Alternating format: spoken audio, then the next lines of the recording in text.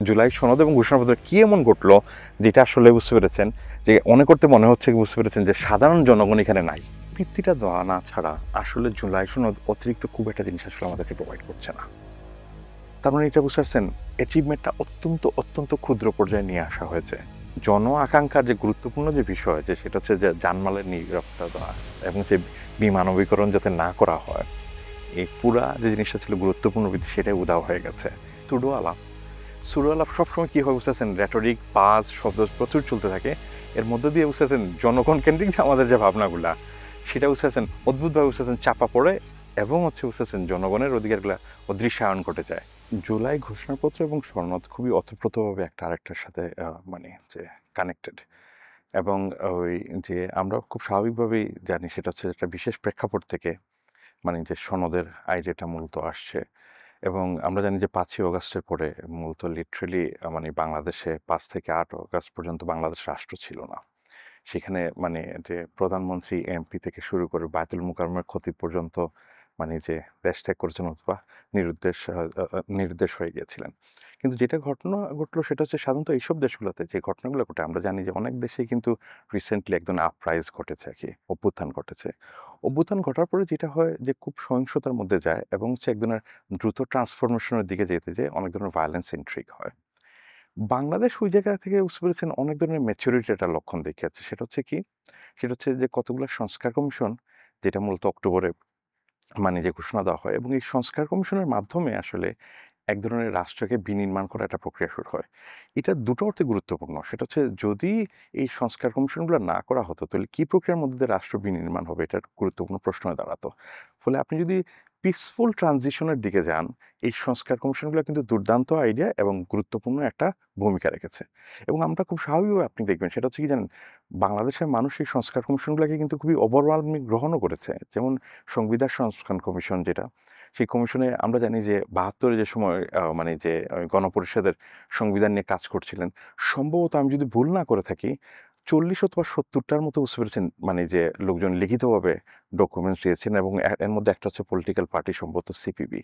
কিন্তু অন্যদিকে আপনি দেখবেন এইবার শোনা গেছে প্রায় ৭০,০০০ এর মতো ডকুমেন্টস পড়েছে। তার মানে এবং কিছু, কিছু প্রস্তাবনা নাকি আমি শুনেছি পূর্ণাঙ্গ প্রস্তাবনা আকারে সংবিধানের দেয়া হচ্ছিল আরকি। তার মানে হচ্ছে যে লোকজনের প্রথমত ওভারওয়ার্মিং যে এই বিষয়টা ইন্টারেস্ট তৈরি হচ্ছে এবং পাশাপাশি যেটা হচ্ছে যে এক ধরনের ট্রানজিশন যে এক ধরনের নিয়মতান্ত্রিক ট্রানজিশনের মধ্যে দিয়ে লোকজন যেতে আগ্রহী, ভায়োলেন্সের মাধ্যমে না।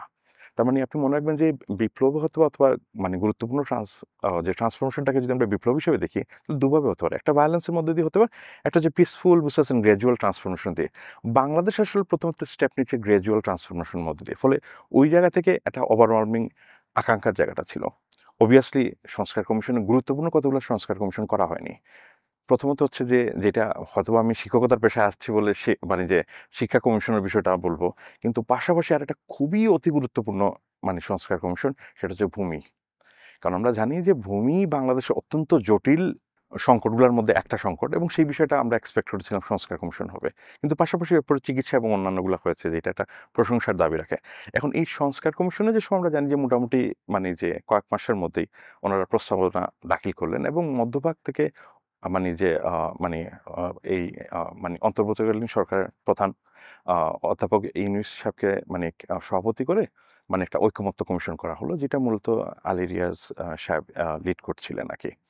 এখন যেটা হচ্ছে যে এই অধ্যাপক আলী রিয়াজ যে সময় এই যে সভাপতির মাধ্যমে যে লিড করছিলেন এখানে কতগুলো গুরুত্বপূর্ণ বিষয় উঠেছে এবং কতগুলো political party more or less ২৫ টা পলিটিক্যাল পার্টি এবং জোট এই আলোচনার অংশ ছিল আরকি। সেখানের মধ্যে একটা গুরুত্বপূর্ণ মানে যে পলিটিক্যাল পার্টি হয়তোবা অনেকেই বলবেন সেটা হচ্ছে যে আওয়ামী লীগ একটা বড় স্টেক হোল্ডার ভোটের মানে সেটা নেই বাট সেটা থাকার কথাও না যেহেতু হচ্ছে যে তা বিচারাধীন কারণে সেখানে। ফলে মোর অর লেস যারা আসলে stakeholder political stakeholder হতে পারতেন মোর অর লেস সবাই প্রেজেন্ট এটা ভাবা যেতে পারে অথবা বিবেচনায় নেওয়া যেতে তার মানে হচ্ছে যে পলিটিক্যাল রিপ্রেজেন্টেশনটা মোর অর লেস ইনট্যাক্ট মানে যে ঐকমত্য কমিশনের মধ্যে। এখন সেই ঐকমত্য কমিশনে কতগুলো গুরুত্বপূর্ণ বিষয় উঠে আসছিল। সেটা হচ্ছে যে রাষ্ট্রপতির ক্ষমতা কেমন হওয়া উচিত। তারপর হচ্ছে নির্বাচন কমিশন মানে মানে যে থাকে না কাঠামো কেমন হবে। পাশাপাশি যেটা হচ্ছে যে ওই কিসের বিষয়? বিচার আ বিভাগ পর্যায় কেমন হবে এবং সাথে দুটো গুরুত্বপূর্ণ বিষয় উঠে এসেছে। একটা হচ্ছে কি? সেটা হচ্ছে যে যে মানে যে মানে সংসদের নারী আসন নিয়ে এবং পাশাপাশি আরেকটা বিষয় উঠে এসেছে সেটা হচ্ছে কি? মানে উচ্চকক্ষ। এখন মানে অন্যান্য যে আমরা দীর্ঘকাল ধরে যে মানে যে সংবিধান সংস্কারের নিয়ে আলাপটা আসছে, আপনারা অনেকেই জানেন যেটা মূলত সংবিধান সংস্কারের আলাপটা খুবই শৃঙ্খলাবদ্ধভাবে দীর্ঘকাল ধরে যারা যে একমাত্র পলিটিক্যাল দল এবং সংগঠন এটা ক্যাম্পেইন করে আসছিল সেটা হচ্ছে রাষ্ট্র সংস্কার এবং রাষ্ট্রচিন্তা, আমরা সবাই জানি। এখন আমরা জানি যে এই বিষয়গুলোতে পলিটিক্যাল মতৈক্য একটা ভিন্নতা আছে। প্রথমত হচ্ছে যে উচ্চকক্ষ, ব্রিটেনে আমরা জানি খুব স্বাভাবিকভাবে সেটা হচ্ছে যে নিম্নকক্ষ আছে এবং উচ্চকক্ষ, যেটা বলে হাউস অফ কমন এবং হাউস অফ লর্ড। এবং কেন হাউস অফ লর্ড আছে সেটা একটু মানে যে প্রায় সময় দেখা যায় আমাদের এখানে যারা উচ্চকক্ষের পক্ষে কথা বলেন ব্রিটেনের উদাহরণ দেন এবং ওয়েস্টমিনস্টার ডেমোক্রেসির কথা বলেন।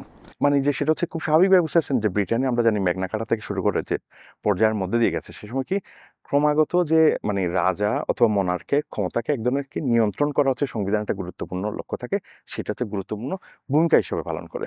ফলে এই পুরো প্রক্রিয়াটা কিভাবে করে যে কমনাররা বুঝতেছেন তাদের রিপ্রেজেন্টেটিভ যারা আসছেন হাউস অফ কমনে। হাউস অফ লর্ডে যেটা হয় কি জানেন, যেটা হচ্ছে অনেক করতে বুঝতেছেন ব্রিটিশ এলিট এবং অ্যারিস্টোক্রেট বুঝতেছেন যদি ইন্টারেস্টটা মানে রিপ্রেজেন্ট না করে তখন এটার আবার পাঠানো হয়। ফলে এখানের মধ্যে বুঝতেছেন ব্রিটেনের একটা particular sort of political paradigm আছে যেটা আমাদের মাথায় রাখা দরকার। অন্যদিকে আবার উচ্চকক্ষ কোথায় আছে? আমেরিকায় আছে অথবা হইতেছে ভারতে আছে। আমেরিকা এবং ভারতের যে উচ্চকক্ষ এই দুটাও কিন্তু বুঝতে পারছেন তাদের যেহেতু অনেকগুলো স্টেট আছে, সেন্ট্রাল স্টেট, ফলে এটা কিন্তু অপারেট করে বুঝতে পারছেন মানে যে মানে স্টেটের লেভেলে একটা হচ্ছে নিম্নকক্ষ এবং উচ্চকক্ষটা কাজ করতেছে মানে যে পুরো রাষ্ট্রের। ফলে আমাদের এখানে যে সংকটটা আছে আমরা যদি ফিরে আসি, প্রথমত আমরা কোনো মনার্কিজমের আন্ডারে না। মানে যে কেউ হয়তো মনে করতে পারেন বাট আমরা ইনফ্যাক্ট মনার্কিজম আমরা মনে করি যে পিপল হচ্ছে সভরেন।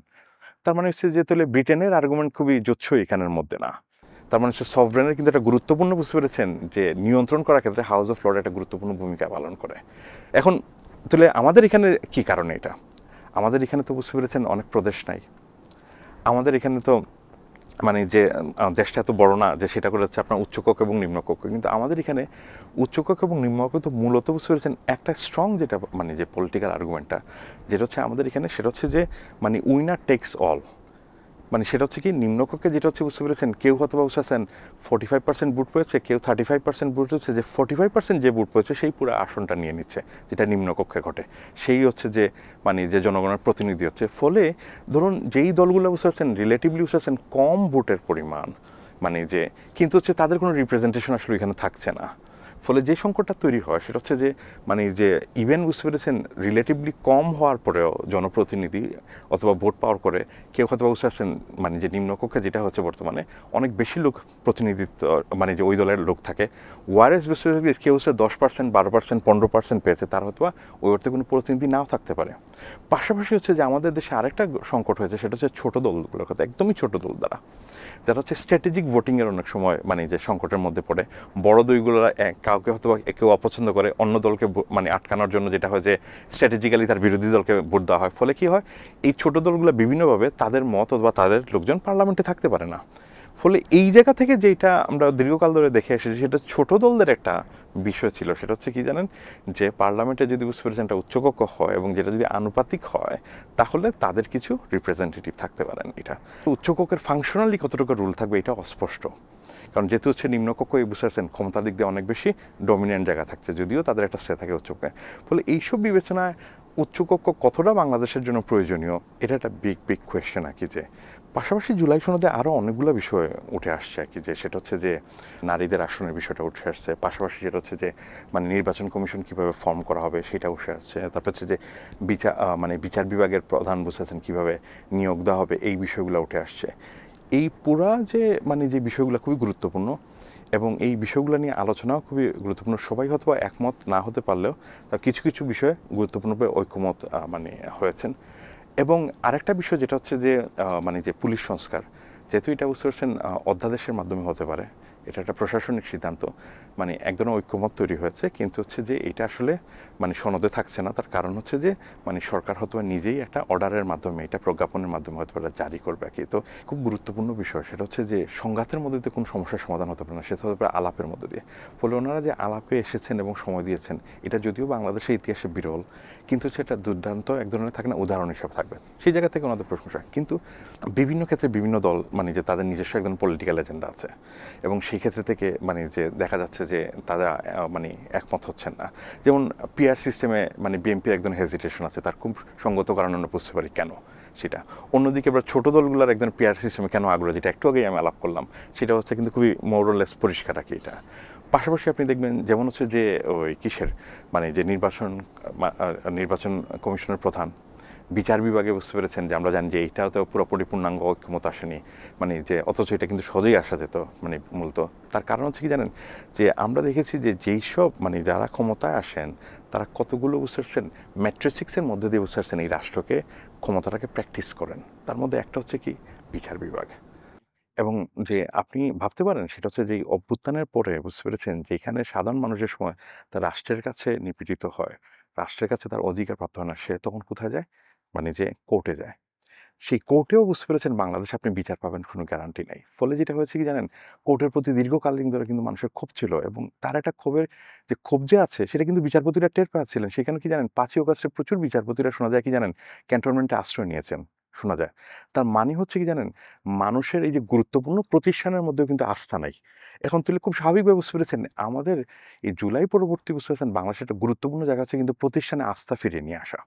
বাংলাদেশের জন্মের সময় থেকেই বুঝতে পেরেছেন প্রাতিষ্ঠানিকভাবে এক ধরনের রাজনীতিকরণ করা হচ্ছে। কিন্তু ভয়ংকর অবস্থাটা ধারণ করেছে গত ১৫-২০ বছর ধরে আরকি। যেটা আমরা দেখেছি কি, সেটা হচ্ছে যে যে মানে মূলত সেটা হচ্ছে যে রাজনৈতিক যে প্রথমত নির্বাচন না হওয়ার কারণে যেটা হয়েছে যে ১ম দিকে যেটা হলো যে প্রশাসন এবং পুলিশের থাকে না? এক ধরনের ক্ষমতায়ন হয়েছে। আপনি মানে লক্ষ্য করলে মনে আছে হয়তোবা, সেটা হচ্ছে যে মানে এমপিরা অনেক সময় কমপ্লেইন করতেন। সেটা হচ্ছে কি? যে তাদের ক্ষমতা নাই, প্রশাসনের লোকদের ক্ষমতা বেশি এবং তারা সিদ্ধান্ত নেন। তার মানে হচ্ছে কি জানেন? এমপিরা হচ্ছে কি রাজনৈতিক প্রতিনিধি, জনপ্রতিনিধি। তার মানে হচ্ছে বিরাজনীতিকরণ হচ্ছে কি জানেন? যে সময় ক্ষমতাটা যাদের কাছে থাকার কথা, রাজনৈতিক প্রক্রিয়ার সাথে স্টেক হোল্ডার, তাদের কাছে চলে গেল কোথায়? প্রশাসন, পুলিশ এবং অন্যান্য জায়গায়। এখন টিপিক্যালি তাহলে বিরাজনীতিকরণ আমরা কি বুঝি? সেটা হচ্ছে যে মূলত আপনার মত প্রকাশে বাধা দেওয়া, আপনার মত প্রকাশের জন্য সংগঠিত হইতে বাধা দেওয়া এবং হচ্ছে বুঝেছেন রাজনৈতিক তৎপরতায় বাধা দেওয়া, এটা বুঝি। কিন্তু এটা আবার বিভিন্ন ধরনের রূপ পালন করে। আওয়ামী লীগের সময় বুঝতে পারছেন জটিল যে রাজনীতিকরণ প্রক্রিয়া হয়েছিল সেটা হচ্ছে প্রশাসন, পুলিশ এদেরকে ক্ষমতায়িত করা, সাধারণ মানুষকে মানে যে ক্ষমতা, রাজনৈতিক ক্ষমতা থেকে দূরে রাখা আগে। এখন আপনি দেখেন সেটা হচ্ছে যে সেখানে একটা গুরুত্বপূর্ণ ভূমিকা রাখেছে কিন্তু বিচার বিভাগ। ফলে আপনি খুব স্বাভাবিকভাবে কী চাইবেন, বিচার বিভাগ, পুলিশ এবং হচ্ছে যে কিসের অ্যাডমিনিস্ট্রেশন উপরে ট্রাস্ট ফিরে আসুক, ইনস্টিটিউশনাল। তারই অংশ হিসেবে বুঝতেছেন বিচার বিভাগে যেজন প্রধান বিচারপতি যিনি হবেন তার প্রতি যেন সাধারণ মানুষের আস্থা থাকে, কোনো ধরনের রাজনৈতিক উদ্দেশ্য থাকে না, মানে উনি বাস্তবায়ন না করেন, সেই জায়গা থেকে আমাদের একটা এক্সপেকটেশনের জায়গা এবং সবারই সেটা হচ্ছে যে বিচার বিভাগের প্রধান কীভাবে বুঝতে পারছেন অ্যাপয়েন্টেড হবেন। কিন্তু দেখা গেল বুঝতে পেরেছেন যারা হয়তো ক্ষমতায় পরবর্তী সময় আসার সম্ভাবনা আছে এনারাই কিন্তু এই বিষয়ে যে অবস্থান নিয়েছেন সেটা হচ্ছে কি, এবং সঙ্গতভাবে বুঝেছেন যে প্রিভিয়াস মানে যে রেজিমগুলো আমরা দেখেছি যে এইভাবে হয়েছে, সেটা হচ্ছে ওনারা ওই ক্ষমতাটাও আসলে মানে যে মানে নর্মাল প্রসিডিউরাল জায়গা থেকে রাখতে যাচ্ছেন না, রাদার দেন বুঝতে পেরেছেন ওনাদের নিয়ন্ত্রণে রাখতে যাচ্ছেন। তার মানে হচ্ছে যেই ধরনের বিরাজনীতিকরণের এগেনস্টে বুঝতে পারছেন থাকে না জুলাই সনদটা দাঁড়াচ্ছে, তাই কিন্তু বুঝতে পারছেন সামহাও কোনো কিছু গুরুত্বপূর্ণ বিষয়গুলোতে কি হচ্ছে, এটা জেপাটাইজড হচ্ছে আর কি। তারই একটা উদাহরণ হচ্ছে যে বিচার বিভাগের এই জায়গাটা, এটা যে কিসের ফলে এই বিভিন্ন জায়গায় না ঐক্যমতে না আসার একটা গুরুত্বপূর্ণ কারণ হচ্ছে আসলে যে এই যে বিরাজনীতিকরণে বুঝতে পেরেছেন থেকে যে রাজনীতিকরণ প্রক্রিয়া, তো পুনঃরাজনীতিকরণ এবং মানুষের অধিকার যে নিশ্চিত করার প্রক্রিয়াটাকে অনেকটাই রুদ্ধ করার একটা মানে যে জায়গা থেকে হয়তো বা খানিকটা কিছু কিছু পলিটিক্যাল পার্টি পূর্ণাঙ্গভাবে পুরো সিস্টেম যে সরকারের রাষ্ট্রের এটাকে হয়তো বা একমত হচ্ছে না, এটা একটা অ্যাঙ্গেল থেকে হয়তো বলা যেতে পারে আর কি। জুলাই ঘোষণাপত্র এবং জুলাই সনদ পরিণত হচ্ছে এক ধরনের যে রাজনৈতিক বাইরনদের সমঝোতা স্বাক্ষর। এটা একটা ঐতিহাসিক প্রেক্ষাপট আছে এবং এটা আমাদের আসলে বুঝতেছেন মানে একটু লক্ষ্য করা খুবই জরুরি। সেটা হচ্ছে যে আমরা সবাই জানি সেটা হচ্ছে যে মানে বাংলাদেশে এক ধরনের কিছুক্ষণ আগে যেটা বললাম যে এক ধরনের বিরাজনীতিকরণ প্রক্রিয়া ছিল, সেটা পুনঃরাজনীতিকরণ খুবই জরুরি আর কি। অন্যদিকে বুঝতে পেরেছেন আরেকটা ঘটনা ঘটেছে বাংলাদেশে, এটা খুবই লক্ষণীয়। সেটা হচ্ছে কি জানেন, সেটা হচ্ছে আসলে জনগণের জানমালের রক্ষা করা হচ্ছে দায়িত্ব কার? রাষ্ট্রের। কিন্তু আমরা এই অভ্যুত্থান এবং তার পরবর্তী সময় দেখব বুঝতে পারছেন রাষ্ট্র বিভিন্নভাবে মানে যে এইখানকার জনগণকে বুঝতে পারছেন হত্যাযোগ্য করে তুলেছে এবং গুম হত্যার মধ্যে দিয়ে বিশেষত বুঝতে পারছেন জুলাইয়ের মানে অভ্যুত্থানের সময় যে আমরা দেখি কি জানেন প্রায় মানে যে মানে ১,০০০ থেকে ১,৫০০ লোকজন মানে মারা গিয়েছে এবং অনেক হতাহতের সংখ্যা। এখন খুব স্বাভাবিক একটা প্রশ্ন আসে, সেটা হচ্ছে যে জুলাইয়ে যে সময় মানুষজন রাস্তায় নেমেছিল এই অভ্যুত্থানে, তারা আসলে কেন নেমেছিল? তারা কি বুঝতে পেরেছেন উচ্চকক্ষের জন্য নেমেছিল নাকি অন্য কিছুর জন্য? এটা খুব স্বাভাবিক প্রশ্ন যেটা তৈরি হতে পারে। আসলে আপনি যদি লক্ষ্য করেন সেটা হচ্ছে যে জুলাইয়ের বুঝতে পেরেছেন জুলাই মাসে মানুষের যে সময় কোন ইভেন্টের মধ্যে দিয়ে থাকে না, তারা এই পুরো অভ্যুত্থানের সাথে বুঝতে পারছেন একাভূত হচ্ছে এবং তার একটা গুরুত্বপূর্ণ ছিল যে যেইভাবে বুঝতেছে নিরীহ ছাত্র এবং জনতাকে হত্যা করা হচ্ছে সেটা একটা গুরুত্বপূর্ণ ভূমিকা ফেলেছে। পাশাপাশি হচ্ছে কি যে তার বাকস্বাধীনতা নেই এবং সে বাকস্বাধীনতা এক্সপ্রেস করলে তার জীবনে বুঝতেছেন নিরাপত্তাহীনতা সেগুলো একটা গুরুত্বপূর্ণ ভূমিকা পালন করেছে। এটাকে বলা যায় কি জানেন, মানে যে বিমানবীকরণ এবং বিমানবীকরণ সবচেয়ে বুঝতে পেরেছেন মানে সবচেয়ে বেশি রাষ্ট্রের যে নিপীড়নমূলক যে অবস্থা সেটা হচ্ছে কি জানেন, তার জনগণের হত্যাযোগ্য করে তোলা। আমরা তো জানি এখানকার যে মূলধারার যে রাজনৈতিক দলগুলো আছে এরা কিন্তু গত 15 বছরে বুঝতে পারছেন আরো অনেক কর্মসূচি দিয়েছেন। তাদের সেই কর্মসূচিগুলোতে কখনোই কিন্তু বুঝতে পারছেন সাধারণ জনগণের ওই অর্থে কিন্তু আমরা পার্টিসিপেশন পাই নাই, পলিটিক্যাল পার্টির বুঝতে পারছেন নেতাকর্মী ছাড়া। অন্যদিকে বুঝতে পারছেন জুলাইতে জনগণের তলে এই লোকজন কেন এসেছিল এবং পাশাপাশি তলে যে জুলাই এবং মানে যে জুলাই সনদ এবং ঘোষণাপত্র কি এমন ঘটলো যেটা আসলে বুঝতে পেরেছেন যে অনেক করতে মনে হচ্ছে বুঝতে পেরেছেন যে সাধারণ জনগণ এখানে নাই। তার প্রথম এবং প্রাইমারি হচ্ছে কি জানেন, রাষ্ট্রের জনগণ এই অভ্যুত্থানে যে একটা বিষয়ে নাম উল্লেখ করেছে সেটা হচ্ছে কি জানেন, যেইভাবে রাষ্ট্র বুঝতে পেরেছেন জানমালকে হত্যা করছে মানে এবং তার নিরাপত্তা দিচ্ছে না, অর্থ হচ্ছে যে বিমানবীকরণ করছে সেটাকে সে না করেছে। এটা হচ্ছে প্রাইমারি ভিত্তি। এবং আমরা প্রায় সময় আমি বলছিলাম যে জুলাইয়ের অভ্যুত্থানে বুঝতে পারছেন সবচেয়ে গুরুত্বপূর্ণ দার্শনিক ভিত্তি হচ্ছে বুঝতে পারছেন এই না। সেই নাটা কি, সেটা হচ্ছে যে আপনি এই বিমানবীকরণ প্রক্রিয়াকে না বলছেন। প্রথমেই থাকা ছিল প্রাণাধিকার ঘোষণাপত্রের প্রথমে, তাই না? যে কোনো মানুষের বুঝতে পারছেন তার যে সম্পূর্ণরূপে বেঁচে থাকার অধিকার আছে, প্রাণের অধিকার। প্রাণের অধিকার তাহলে আপনি কিভাবে নিশ্চিত করবেন? সেটা হচ্ছে একদিকে হচ্ছে আমরা দেখেছি কি জানেন, রাষ্ট্রীয় মানে যে সরকার যে সময় তার ক্ষমতাতে টিকে থাকার জন্য সেটা হচ্ছে কি জানেন, সরকারি বিভিন্ন ধরনের নিরাপত্তা বাহিনীকে ব্যবহার করেছে এবং হচ্ছে হত্যাযজ্ঞ চালিয়েছে। তার মানে আপনি এটা রিভার্স করার জন্য যেই জিনিসটা প্রয়োজন হয়ে পড়ে সেটা হচ্ছে কি যে আপনি মানে প্রথমত যেটা হচ্ছে যে কোনো রাষ্ট্রীয় বাহিনীর বুঝতে পেরেছেন কখনোই বুঝতে পেরেছেন সরকারের এই ধরনের কর্মকাণ্ডে যুক্ত হওয়া উচিত না। আর যদি কোনো কর্মকাণ্ডে যুক্ত হয় তাহলে সরাসরি অত্যন্ত শর্ট পিরিয়ড অথবা দ্রুত শাস্তির ব্যবস্থা করা। এবং পাশাপাশি আরেকটা শর্ত কি জানেন, রাষ্ট্রের বুঝতে পারছেন এই নিরাপত্তা বাহিনীর গুরুত্বপূর্ণ দায়িত্ব হচ্ছে কি জানেন, কোনো সরকার যদি তার জনগণকে এরকম জানমালে বুঝতে পারছেন হত্যা এবং প্রাণের অধিকার যদি বুঝতে পারছেন মানে যে শঙ্কিত হয় তাহলে তাদেরকে রক্ষা করা তার দায়িত্বের অংশ বলে। এটা হচ্ছে একটা। 2 নম্বর হচ্ছে বুঝতে পারছেন কি, বাকের স্বাধীনতা যেটা থাকার কথা সেটা হচ্ছে যে বুঝতে পেরেছেন আমরা সবাই জানি এই বাংলাদেশে যেটা হয়েছে যে অবস্থা এবং পরিস্থিতি তৈরি হয়েছে তা মূলত আমরা প্রায় সময় বলতাম যে ঔপনিবেশিক পর্বে আমাদের বাক স্বাধীনতা ছিল না, পাকিস্তান পর্বে বাক স্বাধীনতা ছিল। কিন্তু আপনি দেখেন মানে 73-এ যে 3rd অ্যামেন্ডমেন্টের মধ্যে দিয়ে কিন্তু বুঝতেছেন বাক স্বাধীনতা এবং হচ্ছে যে মানে স্পেশাল অ্যাক্টের মধ্যে দিয়ে কিন্তু বুঝতেছেন এবং প্রাণ হননের যে এক ধরনের যৌক্তিকতা তৈরি করেছে। তারপরে আমরা দেখলাম কি জানেন, র্যাবের প্রতিষ্ঠা করা, 57 ধারা মানে যে 2006 পরবর্তী সময় বুঝতে পারছেন সেইটাই আওয়ামী লীগ ব্যবহার করলো এবং ডিজিটাল সিকিউরিটি একটা বানানো। ফলে এখানে খুব স্পেসিফিকলি বুঝতে পারছেন বাক স্বাধীনতার একটা জায়গা থাকার ছিল। তার মানে হচ্ছে যে এই যে জনগণের যে জায়গাগুলো এগুলো কিন্তু স্পষ্টত জুলাই ঘোষণাপত্র থাকা ছিল। কিন্তু আপনি যদি দেখেন জুলাই ঘোষণাপত্র আসলে কি হয়েছে, জুলাই ঘোষণাপত্র হয়েছে কি জানেন, এক ধরনের রাজনৈতিক রেটরিকে পরিণত হয়েছে এবং ইতিহাসের এক ধরনের পুনর্বয়ান মানে হচ্ছে রিইন্টারপ্রিটেশন তৈরি করা। কি এইটা কি জানেন, জুলাইয়ে যে বুঝতে পারছেন সাধারণ জনগণের যে বক্তব্য ছিল, যে দৃষ্টিভঙ্গিগুলো ছিল, থাকে না যে আকাঙ্ক্ষা ছিল, এটাকে কি করা হচ্ছে গ্রাজুয়ালি মানে কি করা হচ্ছে অদৃশ্যায়ন করা হয়েছে। তাদেরকে আসলে বুঝতে পেরেছেন যে জুলাই অভ্যুত্থান থেকে সরিয়ে দেওয়া হচ্ছে। এবং এটা একটা অত্যন্ত সুকৌশল এবং এটা কেন সম্ভব হয় তার দুটো কারণ। একটা কারণ কি জানেন, এটা হচ্ছে পলিটিকো, মাস্ক এবং সংগঠিত রাজনীতি, এই তিনটার মধ্যে ফারাক করা দরকার। আমরা যে জুলাইয়ে যাদেরকে দেখেছি এরা কিন্তু মাস্ক, এরা পলিটিকো মানে বুঝতে পারছেন সংগঠিত না। এরা আসছে, তাদের আকাঙ্ক্ষা ব্যক্ত করেছে, এরপরে কিন্তু তারা চলে গেছে। ফলে তারা কখনো পলিটিক্যাল ফোর্স হিসেবে থাকে না। অন্যদিকে যে পলিটিকো যারা সবসময় সচেতন এবং এই সময় বয়ানগুলো তৈরি করে, কিন্তু আপনি দেখবেন কি জানেন ছোট ছোট সংগঠন যেমন রাষ্ট্রশক্তির মতো এবং এনসিপি তারা বুঝতেছেন রিলেটিভলি কিন্তু বড় স্টেক হোল্ডার কেন নিতে পেরেছে, তার কারণ হচ্ছে তারা একটা সংগঠন এবং সংগঠিত এবং পরবর্তী সময় যে রাজনৈতিক দলগুলো। এর ফলে যেটা হচ্ছে জুলাইয়ের প্রথমেই যেটা হচ্ছে যে জনগণ কি হয়েছে অদৃশ্যায়ন ঘটেছে, এটা একটা। এখন অন্যদিকে আপনি দেখেন, আপনি বলতে পারেন যে এরকম অভ্যুত্থানের পরে সাধারণত কি জানেন যে এই ঘটনাটা কি সবসময় ঘটে, সবসময় একদমই ঘটে না। আপনি খুব স্বাভাবিকভাবে জানেন এই যে ঘটনাটা ঘটেছে এটা আপনি হয়তো বুঝতেছেন ম্যাগনাকাটায় দেখবেন, সেটা হচ্ছে জনের মানে কিং জনের সাথে এক ধরনের সমঝোতা স্বাক্ষর হচ্ছে কি জানেন লর্ডদের জমিদার সাথে এবং বাইরনদের সাথে এবং হচ্ছে ক্যাথলিক চার্চের সাথে, সেটা কোনো সাধারণ মানুষের জন্য না। কিন্তু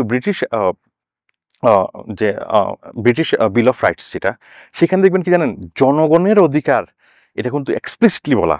সিমিলারলি বুঝতেছেন আপনি যে সময় আমেরিকায় বুঝতেছেন বিল অফ রাইটস দেখবেন অথবা সাউথ আফ্রিকার কনস্টিটিউশন দেখেন, তার মানে হচ্ছে কি জানেন যে জনগণের যে নিপীড়ন এবং রাষ্ট্র করে এটা কিন্তু খুব এক্সপ্লিসিটলি এখানে থাকার কথা ছিল। অন্যান্য সব সিভিক রাইটের উপরে বেস করে যে ঘোষণাপত্র থাকে, আমাদের এটা পুরাই ঘোষণাপত্র তৈরি হচ্ছে কোথা থেকে, পলিটিক্যাল রেটরিকের জায়গা থেকে। তার মানে হচ্ছে কি জানেন, গভীরভাবে দেখলে বুঝতে পারছেন এই পুরো প্রক্রিয়ায় জনগণের আকাঙ্ক্ষাকেই লুপ্ত করা বুঝতে পেরেছেন, একটা গুরুত্বপূর্ণ ভূমিকাই পালন করেছে কি জানেন এই যে সংগঠিত পলিটিক্যাল পার্টি, অথচ এটা করার কথা ছিল না।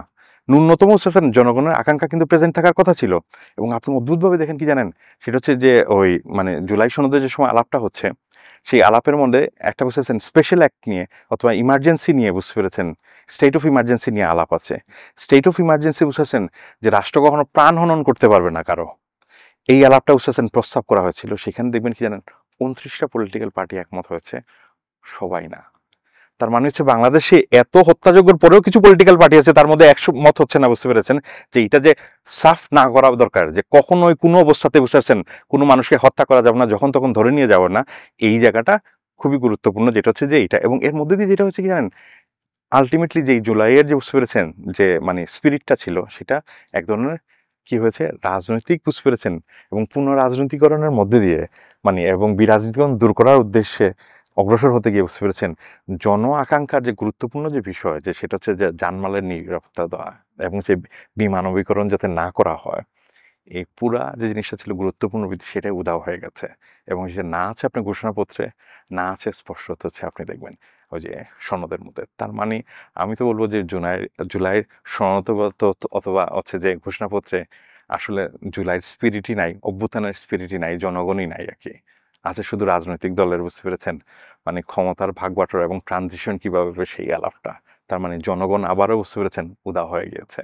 আমি আবারও বলছি সেটা হচ্ছে কি যে জুলাইয়ের মানে যে এই প্রক্রিয়ার মধ্য দিয়ে যেটা হয়েছে যে জনগণ উদাও হয়ে গেছে, নাগরিকের অধিকার বলতে যেটা সেটা হচ্ছে সবচেয়ে গুরুত্বপূর্ণ, সেটাও অধিকার হয়েছে। এবং মানে এই যে অধিকার কেন্দ্রিক যে আলাপটা যেটা অনেকভাবে উদা হয়ে গেছে, মোর মানে গুরুত্ব দেওয়া হচ্ছে, যেটা 90-এর পরে গুরুত্ব দেওয়া হয়েছে, সেটা কি একই অ্যাপ্রোচ নেওয়া হয়েছে। সেটা হচ্ছে যে গণতন্ত্রায়নের জন্য এবং পাওয়ার ট্রানজিশনের জন্য নিশ্চিত করতে যে প্রক্রিয়াগুলো নিশ্চিত করা দরকার, ওইখানে হচ্ছে মূল আকর্ষণ, মূল তৎপরতা, রাদার দেন জনগণের অধিকার। তার মানে হচ্ছে যে আমি প্রায় সময় বলি যে আমার দাদা ব্রিটিশ আমলের সাবজেক্ট ছিলেন মানে প্রজা, তাকে পরিচালনা করার জন্য বুঝতে পারছেন কোনো কিছু লাগতো না। মানে যে সেটা হচ্ছে ব্রিটিশ এম্পায়ার থেকে মনার কি করতেন, একটা অ্যাক্টের মাধ্যমে মানে পরিচালনা করতেন, কোনো সংবিধান ছিল না। পাকিস্তান আমলে বুঝতেছেন আমার বাবা বুঝতেছেন তার কোনো মানে সমঝোতাও হয় না ওই রাষ্ট্রের সাথে, না আমার কোনো সমঝোতা হচ্ছে বাংলাদেশের সাথে। এইবার একটা সুযোগ ছিল জনগণের সাথে রাষ্ট্রের এক ধরনের সমঝোতা, এবং সেই সমঝোতার আলোকে যেটা হতে পারতো বুঝতে পেরেছেন এই জুলাই ঘোষণাপত্রটা হতে পারতো। এবং হচ্ছে আমরা বুঝতে পারছেন প্রজাতকে নাগরিক হওয়ার বুঝতে পেরেছেন এটা হয়তো সম্ভাবনা তৈরি হয়েছিল, কিন্তু সেটা আসলে বুঝতেছেন ধূলিসাৎ হয়েছে মানে মূলত এই রাজনৈতিক সমঝোতার মধ্যে বেশি গুরুত্ব দেওয়ার কারণে, মানে সিভিল রাইটস একদমই গুরুত্ব না পাওয়ার কারণে। এটা হচ্ছে মানে গুরুত্বপূর্ণ ব্যর্থতাগুলোর মধ্যে একটা বিষয়, এবং আমি মনে করি সনদের সবচেয়ে গুরুত্বপূর্ণ দুর্বলতাগুলোর মধ্যেও একটা বিষয়। এটা একটা রেটরিক না, মানে ঐতিহাসিকভাবে পুনঃবয়ান তৈরি করা হচ্ছে, যেটা আওয়ামী লীগের একটা বয়ান ছিল, সেটা একটা কাউন্টার বয়ান হিসাবে এটা এসে হাজির হয়েছে। ফলে এটা প্রথমেই বুঝতে পেরেছেন যে 2-4টা বিষয় ছাড়া আসলে আইনি যে ভিত্তির যে প্রশ্নটা, আসলে আইনি ভিত্তি কতটা প্রয়োজন এটাও কিন্তু বুঝতে পারছেন এক ধরনের খুব মানে আপনারা লক্ষ্য করেন তাহলে একটা প্রশ্ন আসে। এইখানে একটা যেটা গুরুত্বপূর্ণ যেটা হচ্ছে যে অভ্যুত্থানে যারা অংশগ্রহণকারী তাদের অনেকেরই বুঝতে পারছেন ভবিষ্যতে বুঝতে পারছেন কখনো যদি আওয়ামী লীগ ফিরে আসে এবং তাদের উপরে থাকে না যে একজনের মানে যে মানে বিচার টিচার করতে চায়, তাহলে সেটার এক ধরনের আইনি প্রোটেকশন যেটা একমাত্র এই ভিত্তিটা দেওয়া না ছাড়া আসলে জুলাই সনদ অতিরিক্ত খুব একটা জিনিস আসলে আমাদেরকে প্রোভাইড করছে না। তার মানে এটা বুঝতে পারছেন অ্যাচিভমেন্টটা অত্যন্ত অত্যন্ত ক্ষুদ্র পর্যায়ে নিয়ে আসা হয়েছে। এখন আপনি লিগালি চাইলেই বুঝতে পেরেছেন এটা মানে যে আইনি ভিত্তিটা দেওয়া সম্ভব, সেটা আপনি সংবিধানের প্রথমেই যুক্ত করেন অথবা পরেই যুক্ত করেন, যেখানেই করেন না কেন এটা আপনার বুঝতে পেরেছেন ওই জায়গাটা কোথাও আপনি সংযোজন করার মধ্যে এই প্রবলেমটা সলভ হতে পারে আর কি। But in a greater perspective বুঝতে পেরেছেন পুরো বিষয়টা যেটা আমরা এক্সপেক্ট করেছিলাম সেটা একদমই নাই। পাশাপাশি আরেকটা জিনিস মনে করেন এই যে আলাপের মধ্য দিয়ে যেটা হয় কি জানেন, মূল আলাপ থেকে বুঝতে পারছেন আমরা সরে পড়ার একটা বুঝতে পারছেন, এটা হচ্ছে একটা সুডো আলাপ। সুর আলাপ সবসময় কি হয় বুঝতেছেন রেটরিক বাজ শব্দ প্রচুর চলতে থাকে, এর মধ্যে দিয়ে বুঝতেছেন জনগণ কেন্দ্রিক যে আমাদের যে ভাবনাগুলা সেটা বুঝতেছেন অদ্ভুতভাবে বুঝতেছেন চাপা পড়ে, এবং হচ্ছে বুঝতেছেন জনগণের অধিকারগুলা অদৃশ্যায়ন ঘটে যায়। মানে যারা মূলত কি লর্ডদের মতো থাকে না, মানে খুবই পলিটিক্যাল এলিট আমাদের তাদের একদম সমঝোতা। নেক্সট হয়তোবা যদি আবার কখনো অভ্যুত্থান আসে তখন বুঝতে পেরেছেন জনগণ অ্যাট দ্য সেম টাইম যেটা চাইবে বুঝতে পেরেছেন সেটা হচ্ছে যে তার অধিকারটা নিশ্চিত করতে রাদার দেন পলিটিক্যাল রেটরিক। কিন্তু আরেকটা জিনিস আপনি মনে রাখবেন সেটা খুবই গুরুত্বপূর্ণ, যেই ব্যর্থতা আমাদেরকে খানিকটা দায় নিতে হবে। এইবার বাংলাদেশের জনগণ সংস্কার কমিশনের মাধ্যমে পিসফুল ট্রানজিশনের মাধ্যমে একমত হয়েছিল কিন্তু অভ্যুত্থানের পরে বলে আমি বারবারই বলবো যে এখনো যেহেতু আমাদের সুযোগ আছে, সেটা হচ্ছে কিছু কোয়ালিটেটিভ সংস্কার খুবই দরকার, যেটা মানুষের সিভিল রাইটসের দিকে যায়, এবং পাশাপাশি হচ্ছে যে এই ধরনের আবার থাকে না এমন জায়গায় না পৌঁছানো, আবার এই গভীরভাবে সংকটের মধ্যে আমরা ত্বরান্বিত হই। আর আপনার প্রশ্ন উত্তর সেটা হচ্ছে যে এটা আসলে চাইলেই বুঝতে পেরেছেন এই সরকার দিতে পারে, এটা কোনো জটিল কোনো কিছু না, এবং সেই ক্ষেত্রে বুঝতে পারছেন যে বিএনপিকে একটা মুখ্য রোল পালন করতে হবে আর কি। বাট এর মধ্যে দিয়ে গভীর কোনো কিছু অ্যাচিভড হবে না, এটা আপনার মাথায় রাখা দরকার। এই কথাটা আমার বলা দরকার, এই কারণে আমি বলছি। আসলে এটা শুধু বিএনপি না, এটা হচ্ছে আমি বলবো কি জানেন, বাংলাদেশের রাজনৈতিক সমাজ তার থাকে না কতগুলো গুরুত্বপূর্ণ কনসার্ট ছিল, যেটা ৯০ও আমরা দেখেছি। সেটা হচ্ছে কি, কিভাবে একটা সুষ্ঠু নির্বাচন হতে পারে, ৫ বছর পর ক্ষমতা ট্রানজিশন হতে পারে, থাকে না? তারপর নির্বাচন কমিশন কিভাবে হতে পারেন, বিরোধী দল থাকলে বুঝতে পারছেন, বিচারক থাকলে বুঝতে পারছেন, নীতিবান হওয়া খুবই গুরুত্বপূর্ণ, কিন্তু সরকারে থাকলে সেটা আর চাই না আমরা। ফলে এই যে বুঝতে পেরেছেন ক্লাসিক্যাল মানে টিপিক্যাল বিরাজনীতিকরণ যে বুঝতে পারছেন বাংলাদেশের মতো রাষ্ট্রগুলোতে, উত্তর উপনিবেশিক রাষ্ট্রগুলোতে হয়, সেটা থেকে উত্তরণের দিকে বুঝতে পারছেন পুরো রাজনৈতিক সমাজের এক ধরনের আগ্রহ ছিল। এটা একদমই সিভিল রাইটসের দিকে আগ্রহ ছিল না, যেটা পরিষ্কার হয়েছে বুঝতে পারছেন জুলাই ঘোষণাপত্র এবং সনদের মধ্য দিয়ে। ফলে আমি কোনো একক পার্টিকে দোষ দিব না, আমি মনে করি বুঝতে পেরেছেন মানে সবগুলো পার্টিরই বুঝতে পেরেছেন এক ধরনের খানিকটা বার্ডেনটা নিতে হবে। এটা অনেকটা কি ধরনের জানেন, কিছুদিন আগে যে ওই যে সিলেটের যে পাথরকাণ্ড যেটা ঘটেছে না, আমি দেখলাম প্রথম আলো একটা নিউজে উঠে আসে, সেটা হচ্ছে যে কি জানেন, সব পার্টির ইউজ আছে নেতাদের সমঝোতার মাধ্যমে পাথরটা লুট হয়েছে। তো এটা অনেকটা বুঝতে পারছেন কাছাকাছি আপনি বলতে পারেন, এটা একটা সমঝোতার মধ্যে দিয়েই হয়েছে আর কি।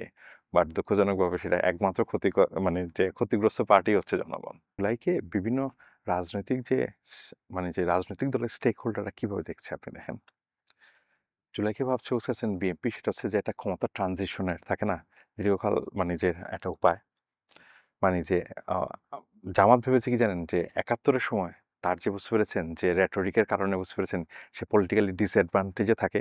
এইবার সেটা থেকে একটা re-advantage নেয়া। এবং এনসিপি বুঝতে পেরেছেন সেটা হচ্ছে যে আওয়ামী লীগের মতোই বুঝতে পারছেন ৭১ সালে যেরকম তার এক ধরনের নিজস্ব বয়ান তৈরি করতে চায়, এনসিপি সেই অ্যাঙ্গেল থেকে তার নিজস্ব একটা বয়ান তৈরি করতে চায়। তার মানে হচ্ছে 3 ডিফারেন্ট পলিটিক্যাল পার্টি আছে, 3 ডিফারেন্ট থাকে না এজেন্ডা এখানের মধ্যে। বাট সবগুলাই কিন্তু রাজনৈতিক এজেন্ডা, যেটা পরিষ্কারভাবে। ২ নম্বর হলো এইটা একটা গুরুত্বপূর্ণ ভূমিকা পালন করেছে আমরা যেটা বললাম। যে সেটা হচ্ছে যে রাজনৈতিক মানে যে জনগণের অধিকার। তাহলে কি করা যেতে পারে? কতগুলো বিষয় খুব স্পষ্টত এবং স্ট্রং পজিশন নেওয়া উচিত। ১ম যেটা আমরা একটু আগে বলছিলাম সেটা হচ্ছে কি জানেন? ১ম ই মানে যে কোথাও মানে এটা যেহেতু ঘোষণাপত্র নাই, সনদে আসতে পারে। ১ম বিষয় সেটা হচ্ছে যে প্রাণাধিকারের বিষয়টা। মানে হচ্ছে যে রাষ্ট্র কোনো অবস্থাতেই বুঝতে পেরেছেন কাউকে হত্যা করা, যখন তখন অ্যারেস্ট করা, মানে গুম করা, এই ধরনের কোনো ধরনের অধিকার সে রাখবে না। Even in case of emergency, আমি একটু আগেই বললাম সেটা হচ্ছে যে ইমার্জেন্সি কেসেও মানে যে রাইট টু লিভ এর অধিকার কথা বলা হচ্ছে সেটা হচ্ছে যে মানে সবগুলো দল একমত হয়নি। আপনি অবস্থাটা আপনি দেখেন। ২ নম্বর যেটা হচ্ছে তাহলে এটা কিভাবে আপনি এনশিওর করবেন? এটা খুব পরিষ্কার আইন থাকা দরকার। সেটা হচ্ছে ১ম আইনটা কি? সেটা হচ্ছে যে মানে কোনো সরকার যদি এই ধরনের কর্মকাণ্ডে লিপ্ত হয় এবং হচ্ছে বুঝতে পেরেছেন যে বাহিনীর মাধ্যমে লিপ্ত হবে, তাদেরকে সরাসরি বুঝতে পারছেন দ্রুত বিচারাধীন শাস্তির আওতায় আনা। ২ নম্বর হচ্ছে বুঝতে পারছেন নিরাপত্তা বাহিনীর বুঝতে পারছেন এটা তার ১ম এবং মুখ্যম কাজ হচ্ছে সেটা হচ্ছে জনগণকে বুঝতে পেরেছেন নিরাপত্তা দেওয়া, তার জানমালের সুরক্ষা করা। ফলে কোনো সরকার যদি এরকম পণ্যকর্ম মানে করে, তাহলে তার বিরুদ্ধে বুঝতে পারছেন অবস্থান নেয়ার এক ধরনের আইনি ভিত্তি দেওয়া, সেটা হচ্ছে নিরাপত্তা বাহিনীকে। ৩ নাম্বার যেটা খুবই গুরুত্বপূর্ণ, আমাদের এখন যে বুঝতে পারছেন রিপ্রেসিভ যে আইনগুলো আছে, যা বুঝতে পারছেন জনগণের মানে প্রাণ হননের বুঝতে পারছেন একটা বেসিস তৈরি করে, এবং যেসব মানে বুঝতে পেরেছেন যে নিরাপত্তা বাহিনী বুঝতে পেরেছেন আইনের মাধ্যমে, যেমন তাদের মধ্যে র্যাব একজন, এগুলোকে সবগুলোকে বিলুপ্ত করা এবং আইনগুলোকে রিভাইজ করা। এটা হচ্ছে খুবই ক্লিয়ার কাট হইতেছে বুঝতে পারছেন আপনি প্রাণ রক্ষার, এবং পাশাপাশি আমি তো মনে করি যেহেতু আমাদের এখানে প্রাণ রক্ষা খুব সহজ এবং সরল হয়ে গেছে না, ইভেন বুঝতে পারছেন বাংলাদেশে আসলে কাউকেই বুঝতে পেরেছেন মানে যে প্রাণ হত্যা করার অধিকার দেওয়া না, ইভেন বুঝতে পারছেন বিচারিক প্রক্রিয়ার মধ্যে দিয়েও। ফলে বুঝতে পেরেছেন আমাদের উচিত হচ্ছে কি জানেন, যে আমরা যে ডেথ ক্যাপিটাল দেই সেটাও আসলে মানে যে মৃত্যুদণ্ড, এটাও বন্ধ করা উচিত। দরকার হলে আজীবন সশ্রম আপনি বুঝতে পারছেন শাস্তি দিয়ে রাখেন, মানে সেটা করতে পারেন। তার মানে হচ্ছে কি জানেন, আপনি জনগণের যে প্রাণ আছে, প্রাণকে যে সবচেয়ে গুরুত্বপূর্ণ মনে করছেন, সবচেয়ে পবিত্র জিনিস, সেটা আপনি ১ম এই ক্লেম করছেন এটা। কারণ জনগণই তো সবচেয়ে, আপনি একটা জিনিস মনে রাখবেন কি জানেন, আমি প্রায় সময় বলি, আমি কিছুদিন আগে একটা জুলাই অভ্যুত্থানের একটা ডকুমেন্টারি, তো একটা ছেলে সে বুঝতে পারছেন তার চোখ একটা নষ্ট হয়ে গেছে। তো সে বলল যে দেশের জন্য আমার এক চোখ চলে গেছে, তাতে কোনো তার ক্ষোভ নাই। তো আমি আলোচনায় বলছিলাম কি জানেন, দুঃখের বিষয় হচ্ছে কি জানেন, আপনি যে এই যে মনে করেন আপনার যে চোখ থেকে দেশ মহৎ, দেশ গুরুত্বপূর্ণ, এটাই হচ্ছে কি জানেন, জনগণের জানকে বুঝতে পেরেছেন কি এবং প্রাণকে মানে বুঝতে পেরেছেন হননযোগ্য করে তোলা, অবমূল্যায়ন করা।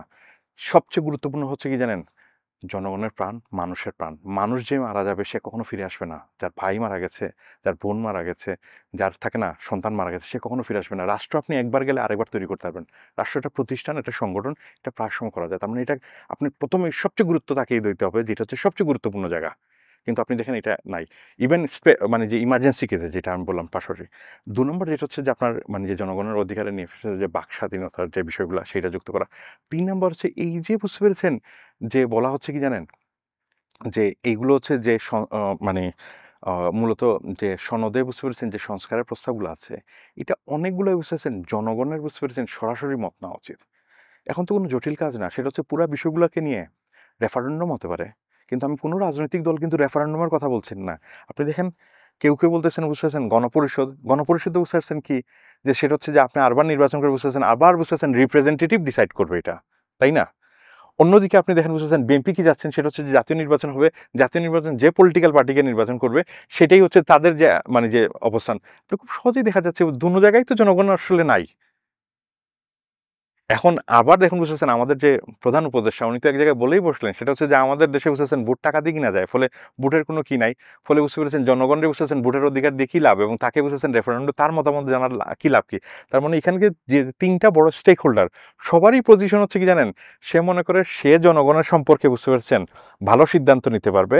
সে হইতেছে কি জানেন একটা প্যাটার্নাল অবস্থান নিতে যাচ্ছে, কিন্তু আপনি জনগণকে দেন, তাই না? তার মানে যে এই সিদ্ধান্তগুলো আপনি যে গুরুত্বপূর্ণ বুঝতে পারছেন সিদ্ধান্তগুলো সব আপনি রেফারেন্ডাম মাধ্যমে, একটা রেফারেন্ডাম হতেই পারে, থাকে না? ডিসেম্বর আপনি চাইলে কিন্তু একটা রেফারেন্ডাম আয়োজন করতে পারেন, এবং হচ্ছে যে যতগুলো গুরুত্বপূর্ণ বিষয়গুলো আছে সেগুলো রেফারেন্ডামে দেন। এইখানের বিষয়টা আরেকটা বিষয় আমি একটু উল্লেখ করতে ভুলে গেছি, সেটা হচ্ছে কি জানেন, বাংলাদেশের সংবিধান বলুন, তারপর হচ্ছে যে মানে গণপরিষদের যে ৭২-এর সংবিধান, তারপর হচ্ছে যে ওই মানে কিসের যে ওই সংবিধান সংস্কার কমিশনের যে বুঝতে পারছেন প্রস্তাবিত সংবিধান, এবং হচ্ছে যে ঘোষণাপত্রে আপনি দেখবেন কিছু সুন্দর বুঝতে পেরেছেন টার্ম থাকে, যেমন সাম্য, সামাজিক ন্যায় বিচার, এবং থাকে না মানে যে মানবিক মর্যাদা, তারপরে হচ্ছে যে ধরুন নাকি যে গণতন্ত্র, তারপরে হচ্ছে যে ধরুন ওই যে মানে সমাজতন্ত্র, ধর্মনিরপেক্ষতা, মানে যে এটা এই যে টার্মগুলো এই আইডিওলজিগুলা এগুলো যেমন ঘোষণাপত্রে বুঝতেছেন সাম্য, সামাজিক ন্যায় বিচার এবং মানবিক মর্যাদা এই শব্দগুলো যুক্ত করা আছে। এগুলো অনেকটা হাওয়াই মিটার মতো, মুখে যে সময় দিবেন খেতে খুব মজা লাগে, কিন্তু এরপরে কিছুই আপনার বুঝতে না ক্ষুধার নিবারণ হবে না মুখে কিছু থাকবে। এইগুলো আসলে বুঝতে পেরেছেন যে সংকট হচ্ছে কি জানেন, এইটা আসলে কিভাবে ট্রান্সলেট হবে, এইটা যদি বুঝতে পারছেন মানে কোনো একটা ডকুমেন্টের থাকা খুবই গুরুত্বপূর্ণ। তা না হলে বুঝতে পারছেন এটা শুধুমাত্র হাওয়াই মিঠাই থাকবে, এবং এই হাওয়াই মিঠাই খাওয়াই বুঝতে পারছেন জনগণের অধিকার লুপ্ত করাটা বুঝতে পারছেন কূটকৌশলী এখনো চলছে, যেটা আগেও ছিল এবং ভবিষ্যতে হয়তোবা থাকবে। ফলে আমাকে যদি জিজ্ঞাসা করেন আমার মনে হয় এইগুলো সবগুলো এক্সপ্লিসিট করা উচিত, যেটা আমি বললাম যে প্রথমে এই জায়গাগুলো থাকা উচিত। পাশাপাশি হচ্ছে যে এই আইডিওলজিগুলা অথবা এই প্রিন্সিপালগুলো আসলে কি, এটা খুবই এক্সপ্লিসিট শুরুতেই থাকা উচিত। মানে যেহেতু ঘোষণাপত্রের তো সুযোগ নাই, সনদে কিন্তু এটা এক্সপ্লিসিটলি থাকা উচিত, এবং এটা কিভাবে এক্সিকিউশন হবে সেটাও থাকা উচিত। চাইলে যদি বুঝতে পেরেছেন যে জুলাই সনদ এবং যে প্রস্তাবিত যে সংস্কারগুলো, এটা আপনি প্রথমে রেফারেন্ডামের মধ্যে ডিসাইড করতে পারেন। নেক্সট পলিটিক্যাল ক্যাবিনেট আপনার ওয়েট করার দরকার নাই, কারণ এখানে বাংলাদেশের যে মানে পিপুলস রিপাবলিক অফ বাংলাদেশ, পিপুলের রাষ্ট্র, পিপুলই বুঝতেছেন প্রথমে ডিসিশন দিয়ে দিতে পারে, এবং এটা হচ্ছে ফার্স্ট রুট যেটা ভাবা উচিত, যে পিপুল কি ডিসিশন দিচ্ছে আর কি। এবং আপনাকে ভাবতে হবে বুঝতে পারছেন যে পিপুলের বুঝতে পারছেন কি আছে, এজেন্সি আছে, তারও নিজস্ব মতামত আছে। এটা হচ্ছে প্রথম যেই ভাবনাগুলো আসলে আমাদের ব্যাপকভাবে যেই পয়েন্ট আমি তৈরি করতে চাচ্ছিলাম, যে এটা আসলে এই ভাবনাটাই আসলে বুঝতে পারছেন ঐক্যমত কমিশন অথবা মানে ঘোষণাপত্র যারা করছেন তারা ভাবছেন যে পিপুল হচ্ছে প্যাসিভ, এবং তারা মাস্ক, তাদের কোনো বক্তব্য নাই, আকাঙ্ক্ষা নাই, আমি তাদের আকাঙ্ক্ষার রিপ্রেজেন্টেটিভ। এটা হচ্ছে যে সবচেয়ে বড় সংখ্যা। ২ নম্বর যেটা হচ্ছে যে আরেকটা যে রুটটা আসলে বুঝতে পারছেন যে মানে বর্তমানে নেওয়া হচ্ছে সেটা হচ্ছে কি, আপনি মূলত হচ্ছে যে নির্বাচনের পরে মানে যে এখন আপনি আরেকটা বিষয় খেয়াল করুন, এখন ঐকমত্য কমিশনে যে বিভিন্ন রাজনৈতিক দলে বুঝতে পেরেছেন যে লোকজন যারা আসে, এরা কি বুঝতে পারছেন গত ১৫ বছরে কেউ নির্বাচিত প্রতিনিধি না, কোনো এমপি বর্তমানে না, তারা কিন্তু কেউ জনপ্রতিনিধি না। কিন্তু আমরা ধরে নিচ্ছি বুঝতে পারছেন এরা গুরুত্বপূর্ণ স্টেক হোল্ডার। কখনকার? ভবিষ্যতের। আমরা ভবিষ্যতের স্টেক হোল্ডার দিয়ে বর্তমানে বুঝতে পেরেছেন সব সিদ্ধান্ত নিচ্ছি, এবং সেই স্টেক হোল্ডার কারা তৈরি করবে? জনগণ তৈরি করবে। ফলে আপনি রুলটা আপনি খেয়াল করছেন যে কিভাবে মানে পুরো অ্যারেঞ্জমেন্টটা হচ্ছে। ফলে বুঝতেছেন আমরা ভাবছি বুঝতেছেন ভবিষ্যতের স্টেক হোল্ডার যারা হবেন তারা এটা এক্সিকিউশন করবে নাকি। ফলে এটা যেটা হতে পারে এই সমঝোতা মানে যে মানে সনদটার বুঝতেছেন নিচে যে অ্যাপ্রোচটা আসলে কারণ ঐক্যমত কমিশন নিচ্ছেন সেটা হচ্ছে যে একটা যে বাইন্ডিং এগ্রিমেন্টে আসা কি, নন বাইন্ডিং না বাইন্ডিং, সেটা একটা রুট আর কি। বাট আমরা তো অনেকেই জানি অনেকগুলো বিষয়, অনেকগুলো পলিটিক্যাল পার্টি কিন্তু নোট অফ ডিসেন্ট দিয়েছে, ফলে এই সংকটগুলো কিন্তু থেকেই যাচ্ছে আর কি। ফলে এইটা থেকে সহজ সাপটা উপায় হচ্ছে, আমি আবার বলবো, জনগণের কাছে যান, জনগণের এজেন্সি আছে, জনগণকে সম্মান করতে শেখাটা খুব গুরুত্বপূর্ণ।